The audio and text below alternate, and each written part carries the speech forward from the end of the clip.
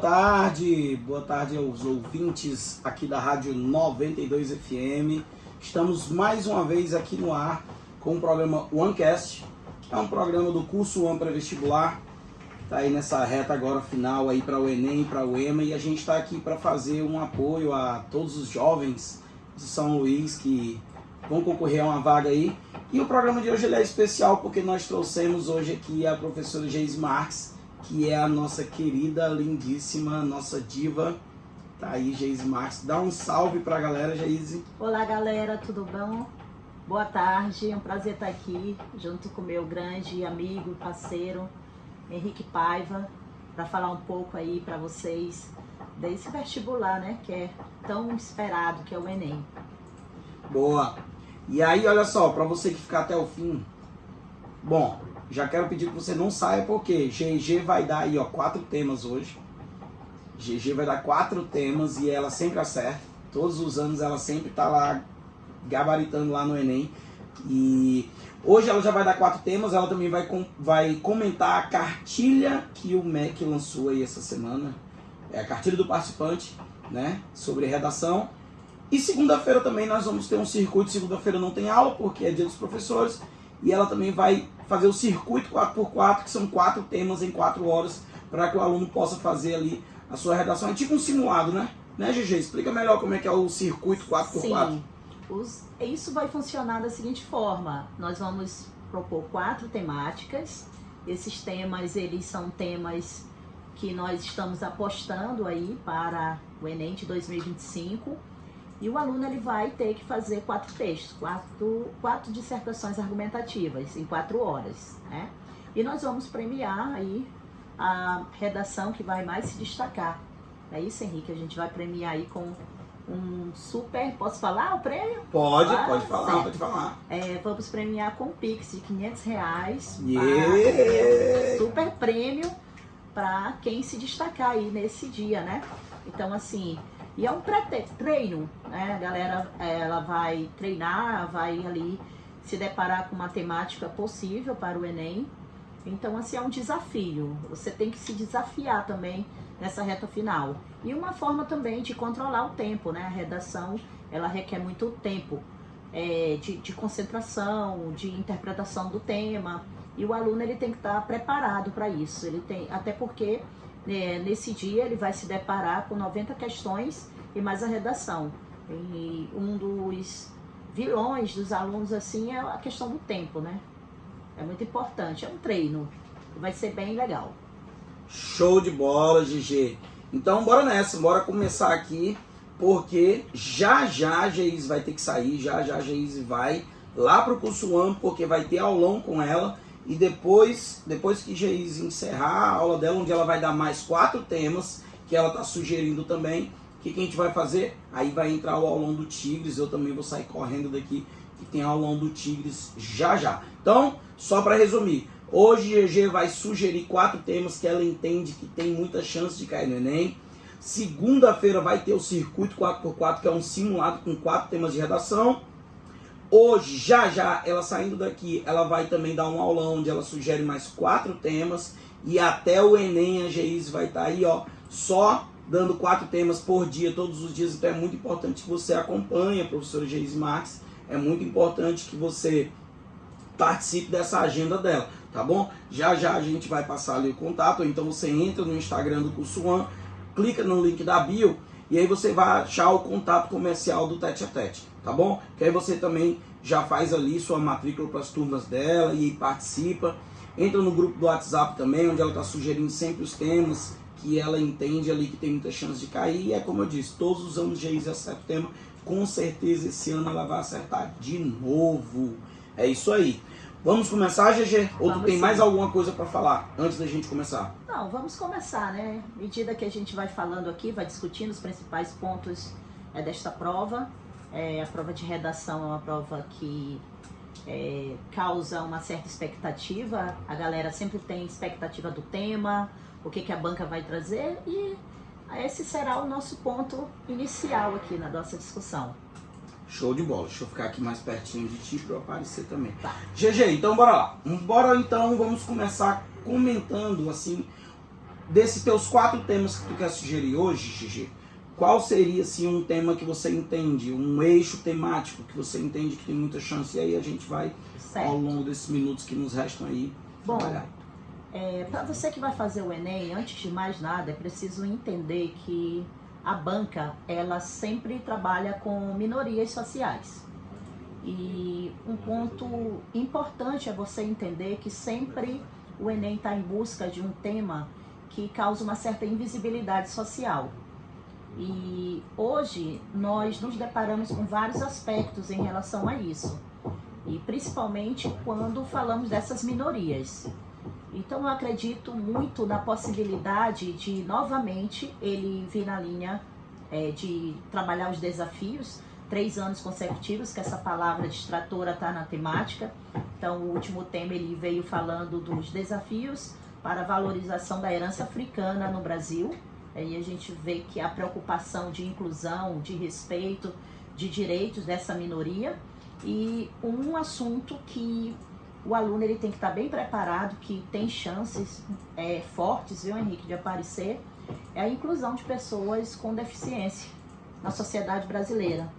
Ou dentro do mercado de trabalho, ou até mesmo na escola. Hoje fala-se muito da inclusão dos alunos neurodivergentes.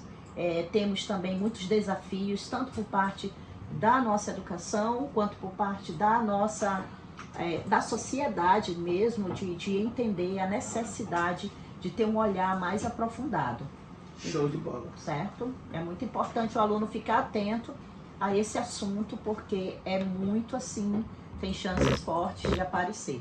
E GG, tu citou um termo aí, que são as minorias, né? Sim. E aí quando a gente fala, quando a gente ouve essa expressão, né, as minorias, a gente sempre leva ali para os debates políticos e tudo mais. Como eu não sou da área da redação, eu me lembro logo dos debates políticos mesmo, né? E aí sempre tem aquela questão da ideologia, né?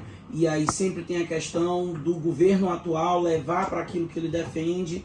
Seria mais ou menos nesse aspecto também, GG? A gente tá escrevendo uma redação como se fosse defendendo a agenda do governo ou não? Não tem nada a ver, a banca de correção não se envolve nisso, ou tem também? Vamos falar daquilo que o governo quer ouvir, é mais ou menos isso ou não? Bom, esse é um ponto que sempre entra em questionamento. Mas assim, de forma direta o governo não tem essa intenção, certo? Sempre é jogado uma problemática social, o aluno tem que defender, mas a linha de pensamento da banca é uma linha muito de você que está ali como um cidadão, o que você realmente poderia fazer para resolver uma problemática social que está sofrendo algum tipo de violação. Então eu sempre oriento o aluno ele seguir a linha do respeito aos direitos humanos, ele sempre destacar que aquela problemática ela é de fundamental importância discutir, debater, incluir, inserir. E o Enem ele não tem essa visão de ideologias, né? Tanto que ele já trouxe temas que defendem vários tipos de opiniões. Por exemplo, ele já trouxe intolerância religiosa. Ele já veio falando em 2016, caminhos para combater a intolerância religiosa no Brasil. Mas ali o aluno ele teria que entender que existe essa problemática, que esse grupo ele é excluído e que algo precisa ser feito para inserir. Então eu sempre oriento o aluno sempre ver o lado do direito, dos valores, do respeito e não tentar massacrar só um lado da situação, mas o mais importante é ele defender o ponto de vista que ele está escolhendo ali abordar dentro da dissertação. E GG, nesse ponto aí, nesse lado, nessa ótica, acaba que o Enem quer saber se estamos gerando um bom cidadão para o futuro. Se ele tem uma consciência social, se ele tem uma consciência política, se ele tem ética. Seria mais ou menos nessa linha? Seria mais ou menos. Porque assim, alguns problemas sociais, eles são muito invisíveis aos olhos da sociedade. Então, por exemplo, quando ele trouxe desafios para a valorização do trabalho de cuidado realizado pela mulher no Brasil. Foi o tema do ano passado, né? Foi o tema do ano retrasado, foi o tema de 2023. Então, a mulher dentro de casa, trabalhando, cuidando do lar, cuidando da família, cuidando do idoso. E é um tema pouco falado, né? Pouco falado. A dona de casa, né? A dona de casa. E essa valorização, e esse trabalho, ele tem reconhecimento? Então, que a dona de casa, ela chega a acumular algumas outras funções. Em um determinado momento do dia, ela é babá. Exatamente. Né? E além disso, e esse trabalho, o Henrique, ele contribui muito também para a economia. Então, muitos pontos, enquanto essa mulher está ali em casa, trabalhando, cuidando do lar, outras pessoas estão desenvolvendo outros trabalhos. Elas estão ali, é um ciclo. E aí sistema, né? Um sistema. E aí o Enem veio e abordou essa questão. Ele provocou uma discussão, porque depois desse tema, vários programas de televisão levaram ali especialistas para debater sobre esse tema, né? Não ficou só no Enem, gerou uma repercussão. Então, assim, deixa eu ver se eu entendi então, Gigi. Diante de tudo que tá falando, né? O que o Enem sempre gosta? O Enem sempre gosta de trazer algo que tá ali um pouquinho oculto, sim, uma temática que tá ali não sendo discutida, mas que sim, quer chamar a atenção para esse olhar de um jovem que vota, um jovem que empreende, sim, um jovem que constrói uma família, que é o futuro da nação. Seria perfeito, isso, então. Exatamente. Né? Boa, GG. Então, vamos lá. Tu já deu esse apanhado, agora bora me dizer aí, GG. Não me enrola, GG, não me enrola. Me diz aí qual é o teu quarto tema, vamos assim dizer, na tua tabela de aposta de hoje. Porque daqui a pouco lá no outro vai ter o aulão, tu vai dar mais 4 temas. Segunda-feira tem um circuito 4x4, mais 4 temas e a galera tem que te acompanhar aí em tudo isso. Bora lá, GG. Então, teu quarto tema hoje, tua aposta de hoje. Eu acho que também tem a questão tecnológica. Esse eixo foi um eixo que apareceu uma única vez, que foi em 2018. E então hoje fala-se muito da dependência tecnológica, fala-se muito dos crimes virtuais. Então, assim, hoje temos uma lei federal de proibição do uso do celular em sala de aula. E eu vejo muito essa questão da superexposição, dessa dependência tecnológica, os efeitos disso para a sociedade, para mim fica em quarto lugar. GG, teve uma polêmica, né? Sim. Que teve até uma CPI, na verdade, dos joguinhos, né? Antes dessa CPI dos joguinhos, estava tendo um debate sobre o endividamento. Sim. Né? O homem adulto que gastava até mesmo o Bolsa Família para investir. Teve divórcios por conta de que o marido estava endividado, estava viciado em jogo, né? Então, dentro desse eixo aí da tecnologia, poderia entrar alguma coisa do tipo, ou não? O Enem jamais entraria em uma questão como essa de jogos? Ele não só poderia, como recentemente ele entrou. Por isso que eu não coloquei aqui em questão. Porque foi um dos temas que a prova do Enseja abordou.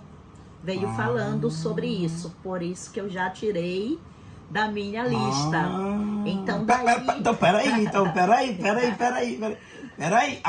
Gostei dessa. Então quer dizer que poderia ser um tema pro Enem o jogo do Tigrinho e a CPI. Sim. Mas aí tu tirou da tua cartola porque já foi o tema do Enseja. Isso, em 2025 veio abordando, foi uma das temáticas, né, que ele veio abordando. Essa mulher é uma máquina. Aí, então, a gente já descarta, mas já fica com aquele alerta. Olha só onde a banca ela está indo. Mas, GG, tu sabe que o Enem, vamos falar da física, que é onde eu entendo. Quando você tem prova Enem tradicional, né, que é para os alunos de ensino médio e tudo mais, e aí você tem a prova do PPL, Enem, GG, as questões, elas são parecidas. A do PPL, ela é muito mais difícil, mas ela é muito parecida, ela sempre aborda o mesmo tema. E isso não acontece não quando eu tenho edições do Enem e Enseja. Como é que diz, meu Deus do céu, o fruto não cai longe da árvore, né? Esse ditado? Não tem esse ditado? Tem uma coisinha assim. Não corre o risco do fruto do Enseja cair longe da árvore do Enem? Acho bem difícil. Nesse caso, se tratando de tema, essa linha ele pode até trazer por outro lado, mas essa daí agora não vem. Nem no rumo? Não, nem dentro dessa questão de jogos, é quase improvável, quase 100% de certeza. Mas a questão por exemplo, o analfabetismo digital, pronto. Dentro da tecnologia, analfabetismo digital. É um ponto muito importante. A gente viu muito isso intenso na época da pandemia. Muitas pessoas sem entender, sem conhecimento da tecnologia. Os idosos sofrem muito com isso. Sofreram muito por questões na época dos tiveram aplicativos. Que se adaptar, né? Se adaptar, gente. Aplicativo de compra, aplicativo de pagamento de contas. Inclusive, essa minoria, os idosos, sofrem muito com essa questão de golpes por conta disso. E recentemente, para quem está acompanhando aí, pode perceber que o governo... Mas não é só idoso não, viu? Eu conheço muita gente que cai em golpe aí direto. Sim, mas o Enem ele costuma ser bem específico. Vamos supor, se ele for trazer o golpe, ele não vai trazer para o jovem. Se ele especificar, porque agora o governo está uma preocupação, por exemplo, tem mudanças aí até mesmo para o idoso fazer empréstimo. O reconhecimento facial, essas questões todas, para comprovar que é realmente ele. Então, ele só é uma minoria que tem sofrido muito com isso.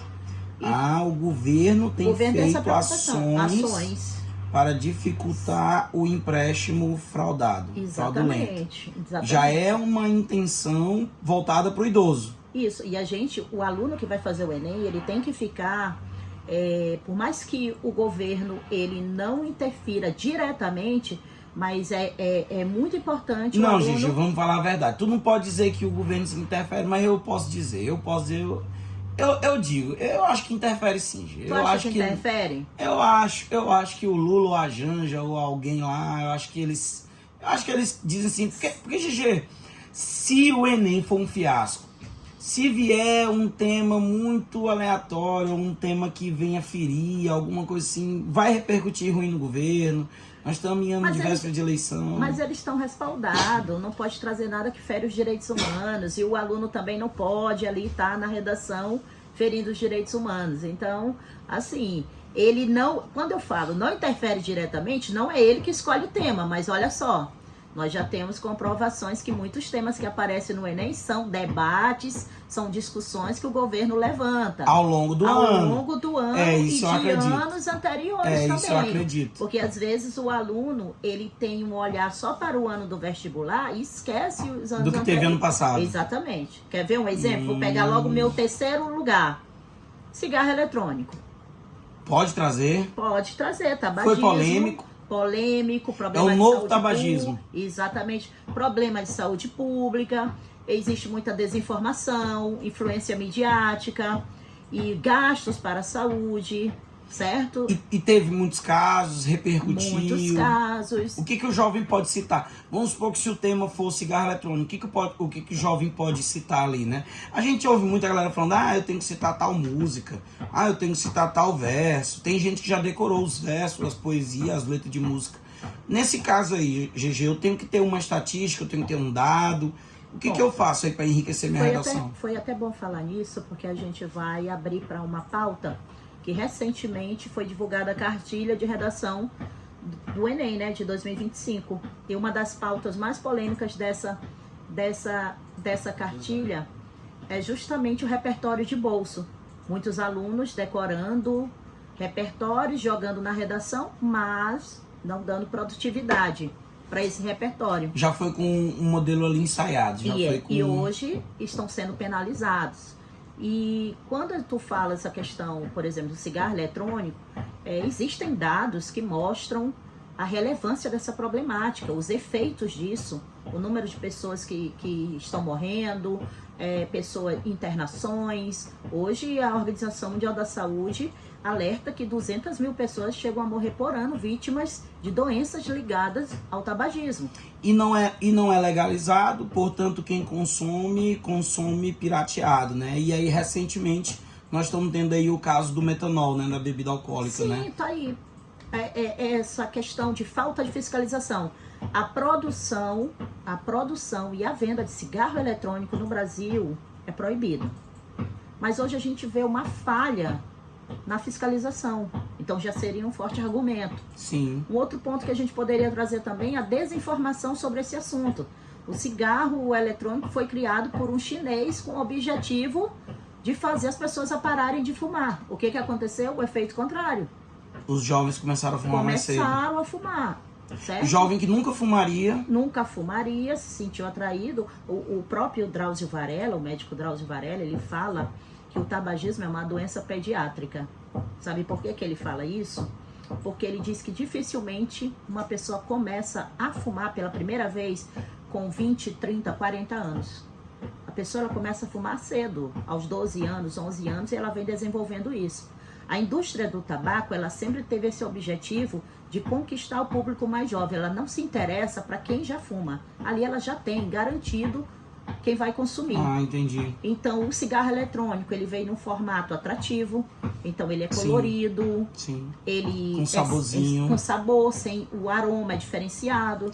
E o pai não percebe porque, o pai não percebe. Porque não tem aquele cheiro exalante, né? Mas só que ele, por exemplo, ele corresponde a 30 vezes a mais o efeito do que o cigarro normal. Da nicotina. Exatamente.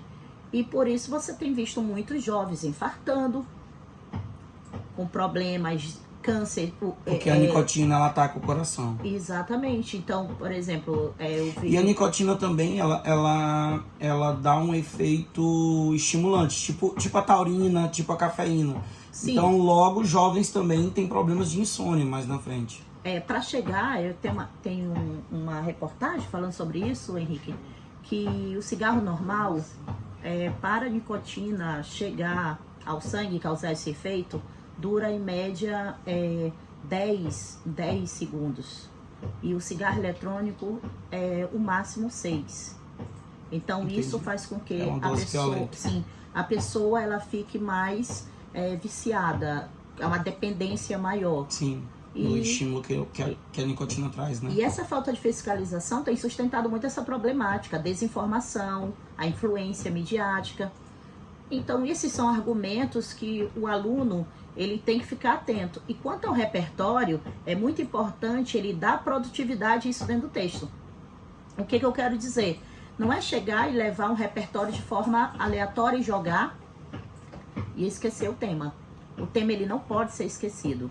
Entendi. O Enem, ele precisa ver que você está ali dentro do texto argumentando, que tem que ter autoria e que tem que estar relacionado, trazer questões atuais também é importante para o Enem quer ver a identidade do estudante e não simplesmente trazer informações aleatórias, né? Exatamente. Ele quer ver a capacidade que o jovem tem de colocar ali sua personalidade diante de várias informações, diante de vários dados, estatística, ver ali a criatividade também do jovem. Sim. Boa. GG, então quer dizer que tu já trouxe então um tema que é a defesa das minorias, né? Foi isso? Falando sobre a inclusão das pessoas com deficiência na sociedade. Ah, boa. Aí o segundo agora, tecnologia, e aí tu sugeriu essa questão, tu excluiu a do Tigrinhos, porque já caiu no Enseja, e agora tu trouxe... Isso. Essa questão do cigarro eletrônico, não é isso? O cigarro eletrônico, o tabagismo, ele é muito forte. Boa. Então agora vamos pro terceiro? Vamos pro quarto. Qual foi o terceiro? O terceiro foi o cigarro eletrônico. Ah, tá. Então peraí, bora lá de novo. Qual foi o primeiro? O primeiro foi sobre a inclusão dos deficientes. Primeiro, inclusão dos deficientes. Sim. Boa. Aí o segundo? A dependência tecnológica. Dependência tecnológica. Ah, sim, verdade. Dependência tecnológica. E aí tu abordou o idoso, dos golpes, sim, dificuldade de utilizar os aparelhos, também, os aplicativos, isso, né? Poderíamos falar de inteligência artificial, e aí a gente não falaria só dos idosos, mas também dos jovens que não têm acesso, também, né? E aí o terceiro foi a questão do tabagismo. Questão do tabagismo com o vape, né? Isso. Então bora agora pro quarto tema aí que minha filha sugere. Então, o quarto tema é de um eixo que ainda não apareceu no Enem, que é o eixo ambiental. Não apareceu ainda? Não. Boa. Essas questões ambientais, elas são muito amplas, né? Então, pode aparecer muitas situações. Mas a gente tem visto muito falar da questão da própria poluição em si. E eu lembro que em 2024, a ONU alertou que chegam a morrer por ano no mundo 7 milhões de pessoas vítimas da poluição do ar. 7 milhões? 7 milhões por ano de pessoas morrem vítimas da poluição do ar. Então essa questão, hoje a gente vive muito, fala-se muito de energias renováveis, fala-se muito de áreas verdes. Então eu acredito muito que existe a possibilidade do Enem vir falando de algum tipo de poluição. E principalmente de energia, de fontes renováveis de energia. Pensando que em um planeta melhor, em um país mais verde, um país mais sustentável. Para mim a palavra sustentabilidade, ela é muito forte para aparecer dentro do Enem em 2000. E assim, só lembrando, Henrique, que o que a gente está falando aqui não necessariamente aparecer como tema para redação, mas pode aparecer como questões também dentro da prova, ou de linguagem ou de humanas, né? Eu já ouvi alguns professores de humanas comentando que geralmente a prova de humanas ela tem uma temática. E aí essa temática ela é abordada algumas vezes em algumas questões. Seja de geografia, seja de história, seja de português, seja tema de redação. Sim. Que ele sempre dá um giro ali e ele traz algumas pinceladas ao longo de toda a prova. É isso mesmo que você está querendo dizer? Isso é uma característica do Enem. É uma característica. A gente começa a perceber que as questões elas estão interligadas com o tema e com uma área ou outra. Inclusive, eu quero aproveitar aqui e dar uma dica que é muito importante. Olha só, o aluno que vai fazer Enem este ano, ele dá uma olhada na prova do ano passado, nos textos das questões que abordam situações bem sociais. Por exemplo, ano passado nós tivemos textos que falavam, na prova de linguagem, que falavam de adoção. Adoção pode ser um possível tema. E já foi comprovado situações que ele trouxe temas, assuntos em questões e que viraram tema. Por exemplo, quando ele falou da mulher, teve nos textos questões de anos anteriores que falavam dessa situação. Então, sempre na prova tem abordagem. Então, o aluno, ele lendo, estudando a prova anterior, tanto a PPL quanto a prova da primeira aplicação, é uma estratégia. Não podemos esquecer que o Enem é uma prova de estratégia, que trabalha com habilidades e com competência.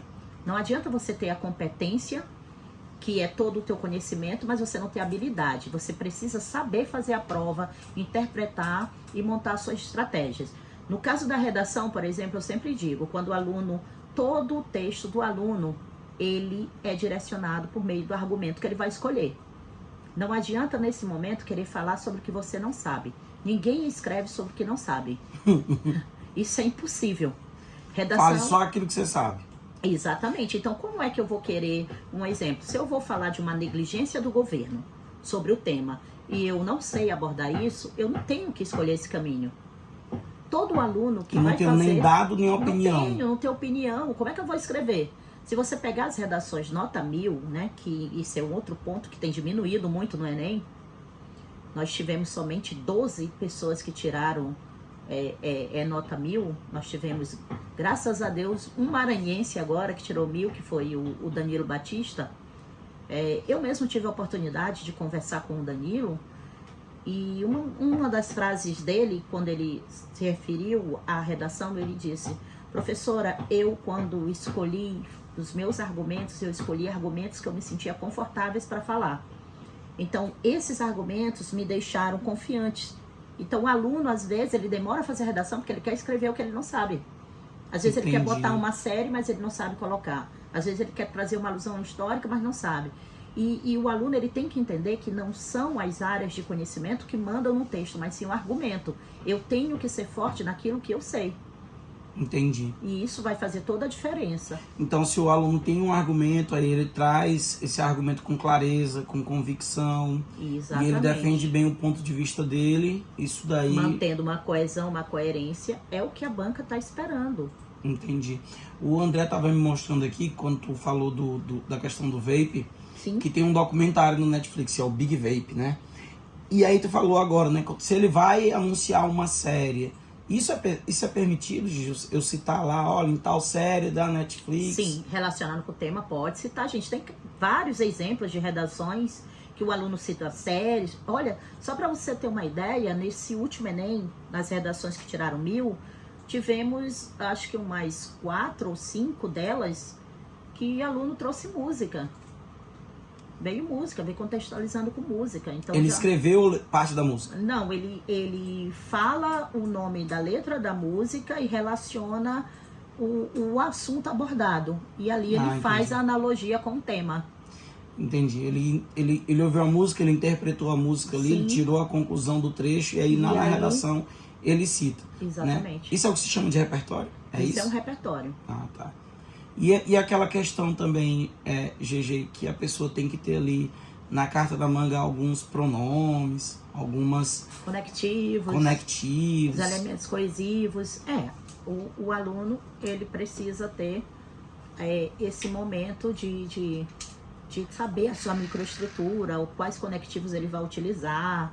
A banca exige muito esses conectivos, que são os elementos coesivos. Ele dá muita coesão ao texto, ele puxa ideias, então é fundamental ele já ter uma altura dessa. Beleza. Então, GG, nós vamos dar uma pausa agora aqui no programa de rádio. A gente continua ao vivo, então, com a galera. E já a gente volta desse break aí, beleza?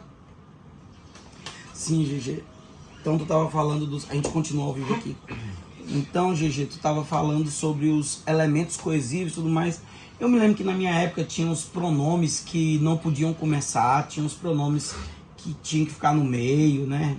Ênclise, mesóclise, né? Esse colocação pronominal, próprise, ênclise e mesóclise. 40 anos depois eu ainda lembro. Os pronomes oblíquos átonos, antes do verbo, no meio do verbo e depois do verbo. Né? Eles são fundamentais. Dá um exemplo aí, Gi. Faz tempo que eu só lembrei dos nomes, mas não lembro muito bem, não. Dá um exemplo aí do que é cada um aí. Por exemplo, me poupe.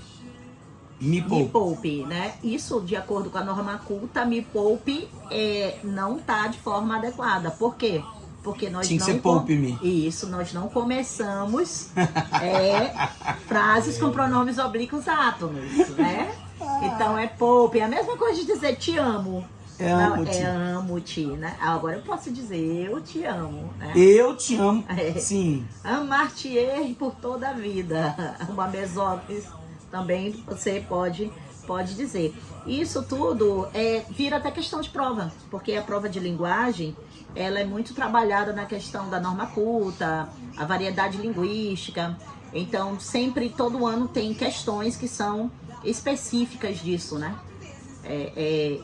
Fala-se muito da questão da nossa variedade linguística, de tipos de textos, hipertextos, e o aluno ele precisa estar muito atento também a essas questões. Não necessariamente, porque quando você pega a prova de linguagem, você percebe que você está ali e você procura a gramática diretamente, mas você não vê.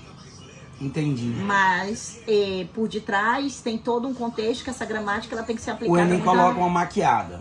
O Enem, Henrique, ele nunca vai chegar para a pessoa e vai dizer assim, tu é feio. Ele diz, tu é desprovido de beleza. Ele não vai dizer, eu comprei 6 ovos. Ele vai dizer, eu comprei meia dúzia. Então ele sempre mascara as coisas que é para dificultar o entendimento do aluno. Engraçado, nas aulas de física eu digo uma coisa interessante. O Enem gosta muito de uma coisa chamada aceleração centrípeta. Vai voltar? Já. Bom, vamos voltar agora. Dá ok aí.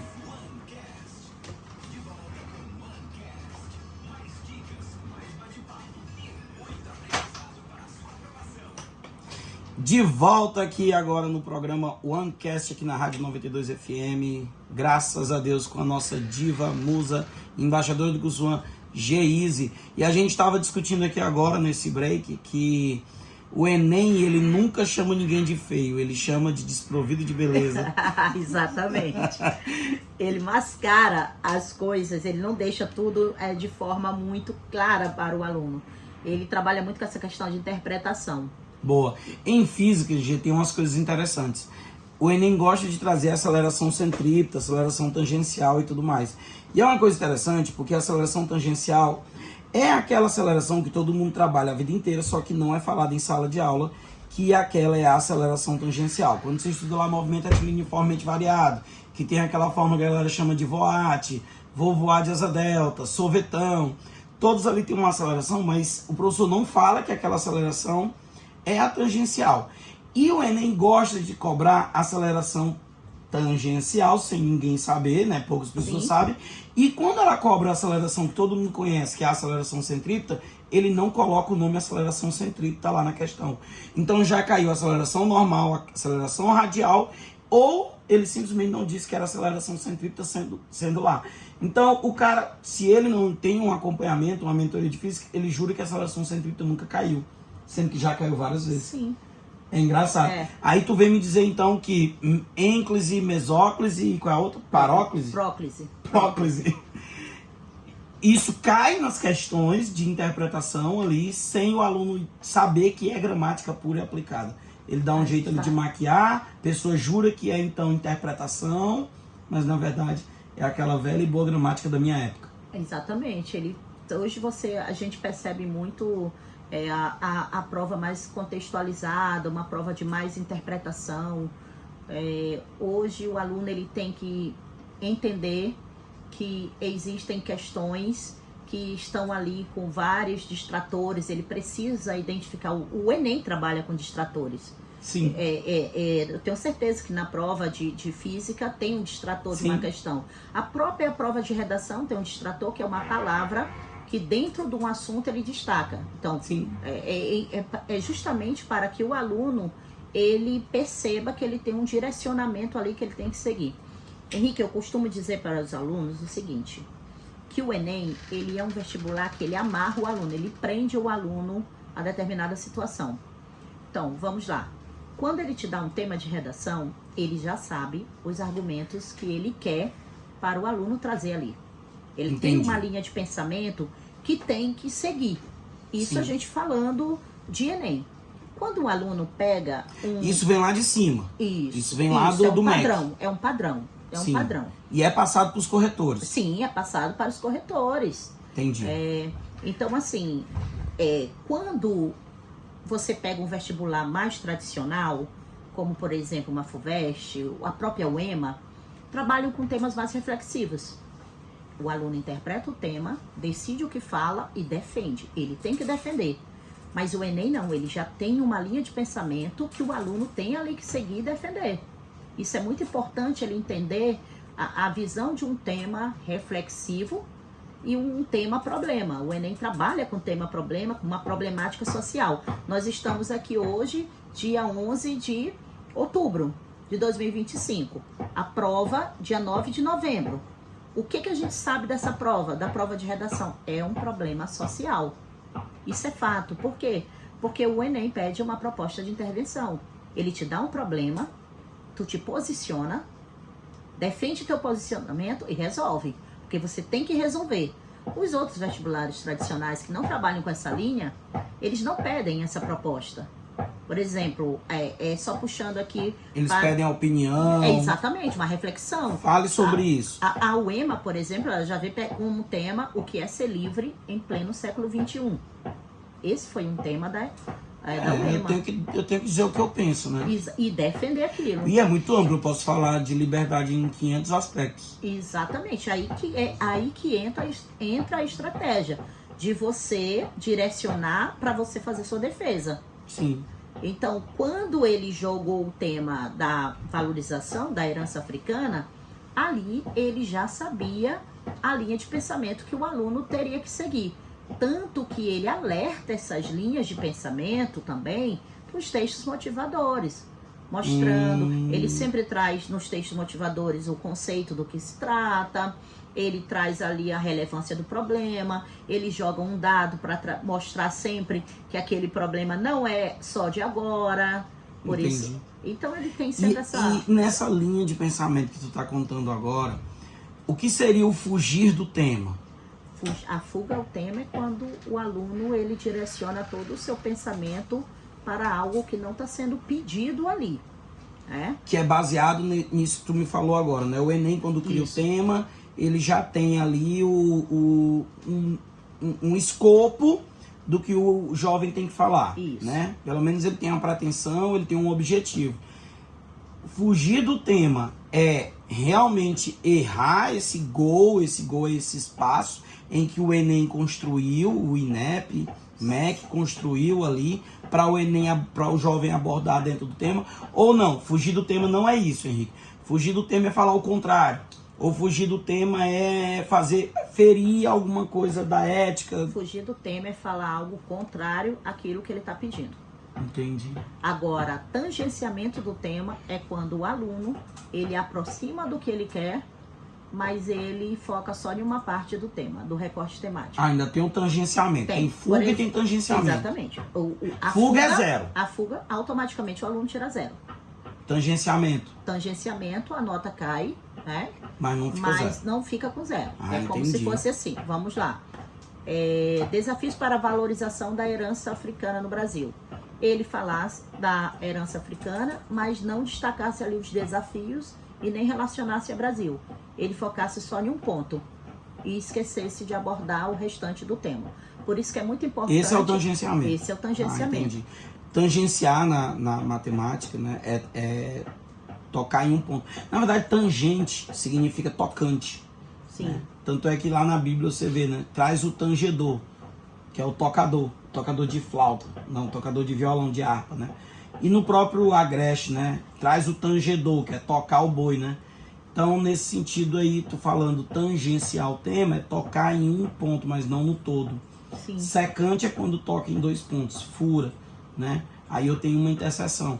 Então, tangenciar, eu abordo não a temática, mas eu toco ali em um ponto. Aí a minha nota cai para quanto, mais ou menos? Isso aí vai geral. Né? Aí vai depender muito de outros aspectos, de outras competências, porque são 5 competências, então vai depender de uma norma culta, vai do repertório bem produtivo. Norma culta é uma das notas que vale 200? Até 200. É a competência 1. Qual é a competência 1? Norma culta.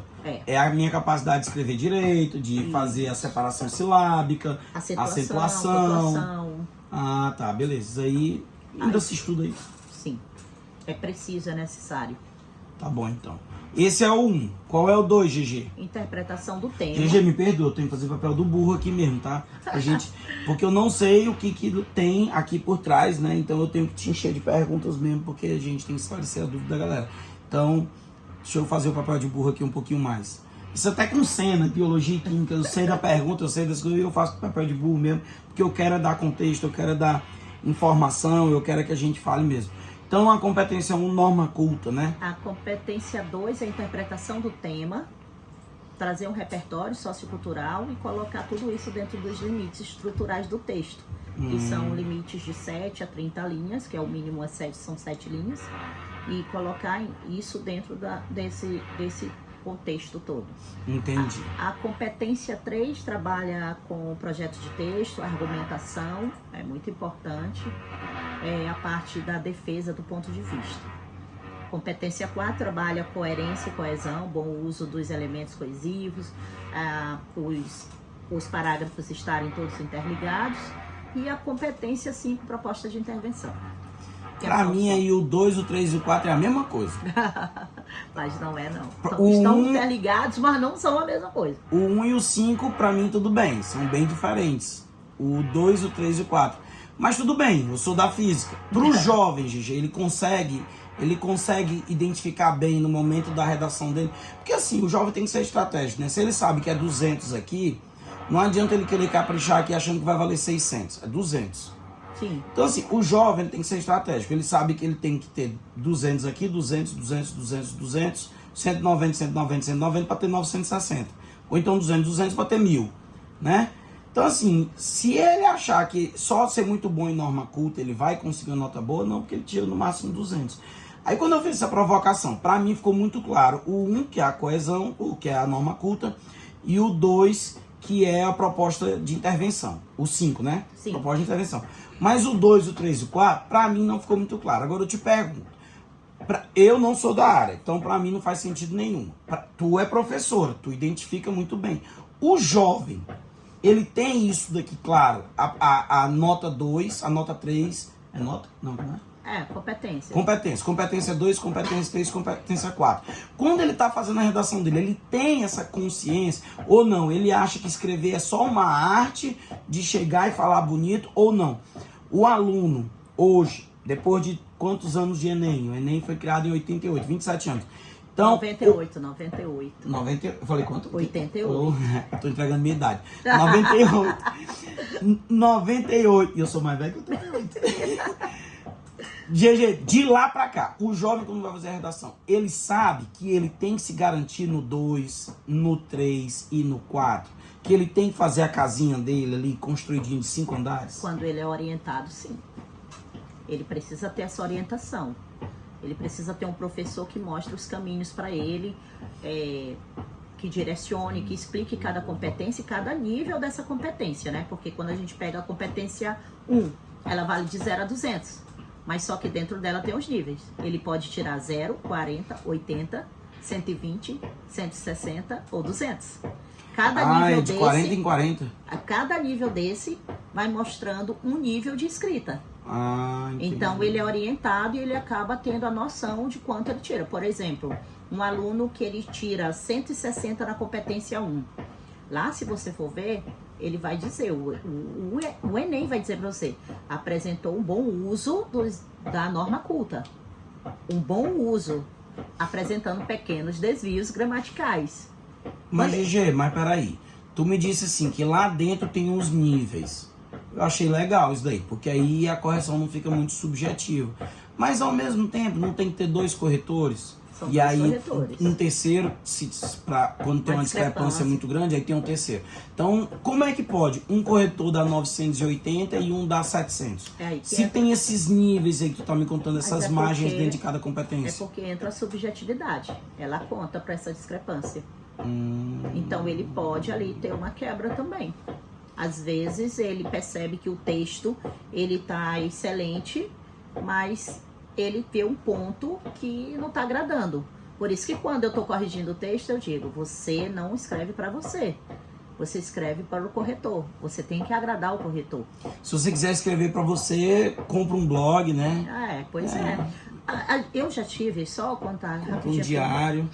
Só contar uma experiência. Eu já tive uma aluna, foi nossa aluna, inclusive, lá no AN, e ela, tipo assim, já era formada, escrevia super bem, trabalhava em jornais e tudo. E ela disse, professora, eu escrevo super bem. Mas quando ela foi fazer o Enem, ela disse que ficou muito impactada com a nota que ela tirou, porque ela esperava tirar uma nota, porque ela abordou e tudo. Aí eu disse pra ela, mas você escreve bem. Mas você não escreve bem para o Enem. Por quê? Porque redação, gente, é técnica, é leitura e é prática. Quando eu digo que o Enem te prende, porque não adianta você escrever bem, dominar a norma culta, se você não entende a técnica, que é a organização de todo um texto. Você precisa entender a técnica de todo vestibular.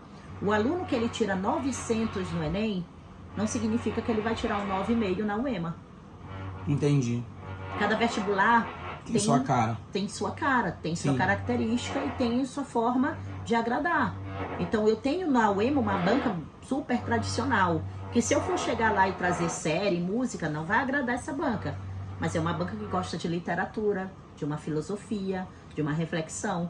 Mas o Enem ele gosta quando o aluno traz uma série. E tu vai voltar aqui quando estiver na véspera da UEMA. A gente vai fazer um programa aqui de redação. Certo. O Enem, ele gosta de uma série, ele gosta quando o aluno trabalha uma música, um poema, que traga uma lei.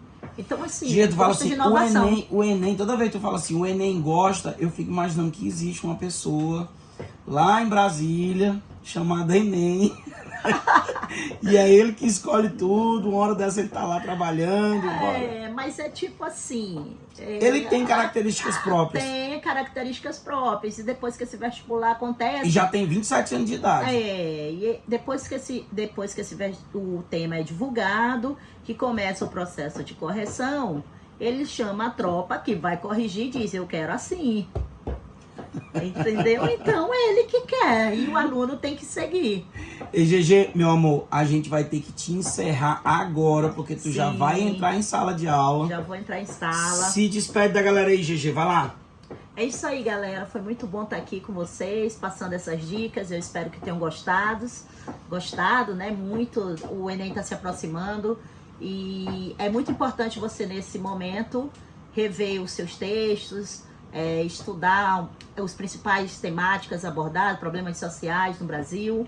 e manter ainda essa produção, porque nós temos aí 30 dias, menos de 30 dias, mas ainda dá tempo de fazer muita coisa. E convidando também para o nosso concurso de redação, o Circuito 4x4, que vai acontecer na segunda-feira, com 4 temas, apostas gigantes.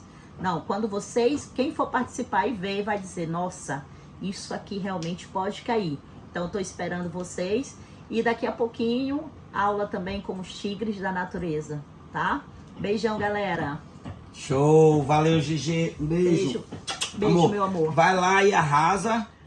Dá teu show, GG. Tchau, tchau, galera. Beijo. Valeu. E agora a gente vai continuar aqui, direto da rádio 92 FM. GG tá saindo, tá me deixando aqui agora e eu vou tocar aqui. Em pouco tempo.